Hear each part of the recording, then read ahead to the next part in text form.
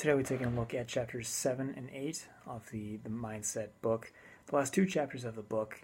We'll start with chapter 7, which talks about parents, teachers, and coaches, and then where do specific mindsets come from. One quote that I thought was very interesting from this chapter was on page 184. It's the section that talks about the 5 possible reactions from the mindset point of view and like the message that you can send, especially like example kind of talking to children is a lot in this one. It goes through the 5 different reactions. The first one is like it says you thought she was the best, and it's kind of basically like insincere is kind of what it comes off as, and it's like both the person that they're not the best, and the person on the end knows that they're not the best as well. So it's a very insincere point. The second one is kind of claiming that the other person was robbed, and it focuses more on placing blame on other people, and not on the fact that the other person wasn't as successful as need be in that scenario as well. The third one is like reassure the other person that it doesn't really matter, which at that point teaches a person to devalue something, and at that point they kind of give up on it. They potentially can. The fourth option is that they have the ability, which Dweck says is potentially the most dangerous one of the 5. And she says, does ability automatically take you to where you want to go? It kind of points at, like, if in this scenario, if they didn't win the gymnastics meet, it says, like, why should she win the next one just based off ability and not the ability to work harder for something? And the fifth option is to tell the person that they didn't deserve to win. And it's kind of a little tougher one. It's a little more. It seems a little more mean, I guess, just because you're telling them they don't deserve it. But at the same time, it can be like it's a little more growth minded, I guess, because then they can try to work on it and say, if I didn't deserve to win this one, I can work harder in order to win the next one. So, in a reflection from the chapter, talking about external sources and a story about how I had to try to change a growth or a fixed mindset, someone in power. I guess I'll bring it back to a couple. I think it was last year. I played on the Ultimate Frisbee team here at Concordia, and at the time, our current captain, we were losing a game. We were struggling to stop the other team on defense, and they were just scoring a lot of points on us, and our defense wasn't working. Other people noticed it. Other people were trying to kind of figure it out and try to figure out what we could do. But our captain didn't want to change it. He wanted to keep doing what we were doing.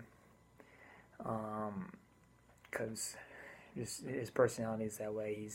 He's a little hard-headed, and he likes to be right all the time and doesn't want to admit to him to being wrong. So yeah, we were struggling, and I went up to him at one point and said, hey, this isn't working. We need to do something different. We got to find a way to stop what they're doing and all that. And, well, he wasn't very receptive to it at first, and he kind of disagreed with my point and kind of told me off. Later on down the line, as other people kind of kept complaining about it and other people wanted to make the change, he eventually did make the change. So in a way, I was sort of successful in what I was trying to do. It just took some time and took a little bit of backup, I guess, as he's a little more stubborn, I could say, in that fixed mindset that his way was right and his way was the way that it needed to be done in order for us to be successful. So moving to chapter 8, which just talks about changing mindsets and the importance of that. So taking a look at it, a quote from that is on page 236, talking about how if you try to change to the growth mindset, if you can sit back and the quote is, then there's the concern that you won't be yourself anymore. It may feel as though the fixed mindset gave you your ambition, your edge, your individuality. Maybe you fear you'll become a bland cog in the wheel, just like everyone else, ordinary. So it kind of talks about how changing to a growth mindset is tough, because it opens up the option for you to fail. It opens up the fact that you have to, once you do fail, you have to work to improve, to change. something that is tough for some people, and it's kind of a tough thing to change how your brain's going to work like that, because oftentimes we want to just be successful, and we don't want to have to go through the failures. And that's kind of what Dweck is saying, is it's tough to change, but in the long run, changing is better. So taking a look at a reflection from this chapter, then it looks at to interview for a leadership position at a company where the morale is struggling, and the organization isn't reaching all the goals, and the goals are tough, and the staff is disconnected to the leadership. So the interview asks, how will you fix this toxic culture? My answer to that is kind of, initially, I think you want to show the people that you'd be leading that you, in a way, are in the same boat as them. You want to establish yourself as someone that will come in, work every day. They'll come in and do the job. They will help people if need be. Basically, you want to, especially try to fix that disconnect between leadership and the workers in the office. I think it's big to try to establish a connection with them and establish yourself as a friend to them, and establish yourself as someone that they can count on and depend on in order to help them get things done and help continue to improve the workplace atmosphere. It's not saying you should try to be soft on them. It's trying to bridge the gap that I guess has been created between leadership and the workers over the last couple of years, just because if the workers can be happy in the work environment they are in, the odds are better in the long run that they will work harder because they want to work for their boss, and they want to get the task done, they want to achieve what they can.